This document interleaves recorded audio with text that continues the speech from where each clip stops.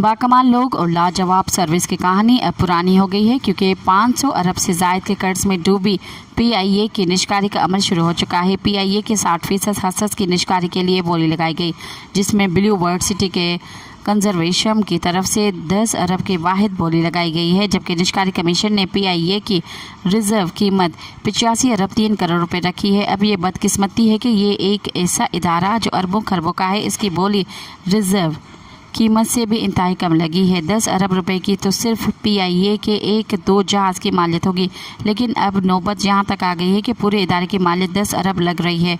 जाहिर है ये अहम इदारा लूट मार, करप्शन, बेदरीक मुलाजमीन की सियासी बुनियादों पर भर्तियों की वजह से तबाही के दहाने पर पहुँचा। मज़ीद ख़बरनि ऐं तफ़सीलात लाइ विज़िट कयो असांजी वेबसाइट www.awamiNewsHD.com ऐं ॾिसंदा रहो अवामी न्यूज़ HD।